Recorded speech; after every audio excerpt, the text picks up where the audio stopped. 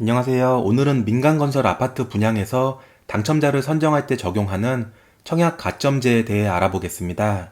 청약 가점제는 민영아파트 당첨자 선정에서만 사용하는 방식이고요. 민간아파트 분양할 때 특별공급과 일반공급이 있습니다. 특별공급으로는 다자녀나 노부모 부양, 신혼부부 특공 등이 있고요. 청약 가점제는 일반공급 당첨자 선정할 때 청약 가점제가 적용이 되고 나머지 물량은 추첨으로 당첨자를 선정합니다. 청약 가점제에는 무주택 기간, 부양 가족수, 청약통장 가입 기간 등이 있고요. 청약 가점제로 당첨자를 선정하는 사업장은 지역별로, 규제별로 차등 적용되고 있습니다. 예를 들어서 서울 같은 투기과열지구에서는 전용면적 8호 이하 타입은 청약 가점제 100%로 모든 물량이 청약 가점제로 공급이 되고요. 85제곱미터 초과는 청약 가점제 50%, 추첨제 50% 비율이 적용됩니다.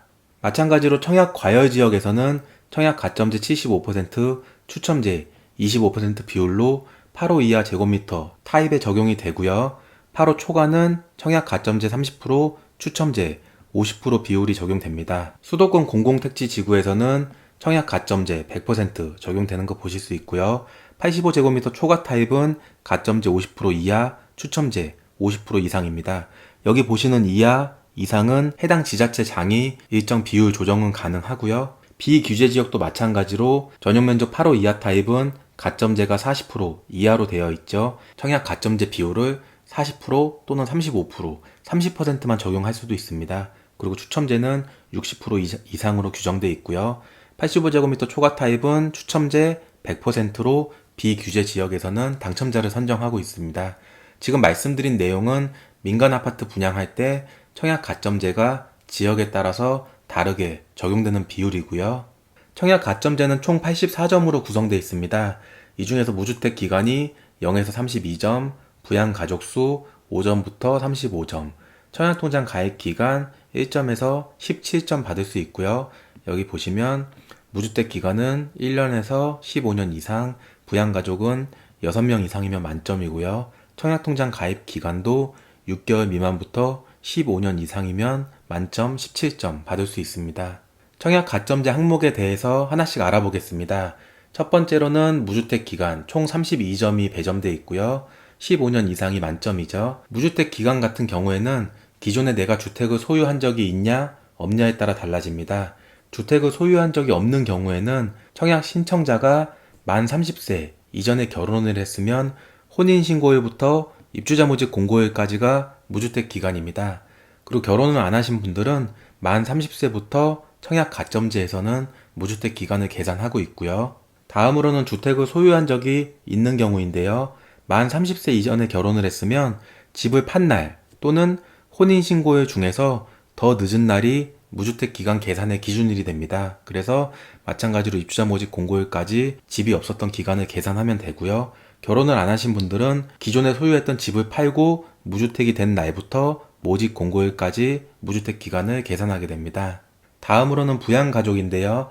6명 이상이면 총 35점 만점 받을 수 있습니다. 기본적으로 동일한 주민등록에 함께 있는 가족이 기준이 되는 거고요.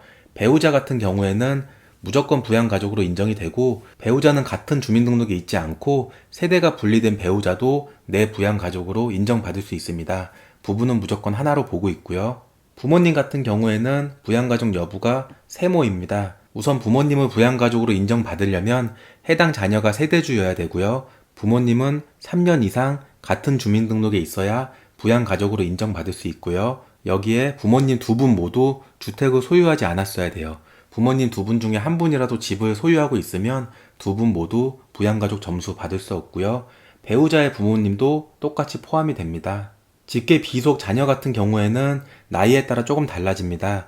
만 30세 미만의 자녀는 주민등록에만 같이 있으면 부양가족 점수 받을 수 있고요. 대신 공고일 기준으로 연속해서 90일을 초과해서 해외에 체류한 경우에만 부양가족에서 제외가 됩니다. 그리고 만 30세 이상의 자녀는 1년 이상 주민등록에 함께 있어야 부양가족 점수 받을 수 있고요.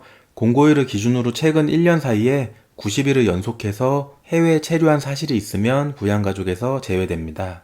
그리고 청약 가점제 부양가족은 직계 존속과 직계 비속, 부모님과 자녀에만 해당이 되고요. 형이나 동생, 처제 등은 부양가족이 아니기 때문에 점수는 받을 수 없습니다. 마지막으로 청약통장 가입 기간입니다. 15년 이상이시면 17점 받을 수 있고요. 청약통장 가입 기간은 최초 가입일이 기준이 되고요.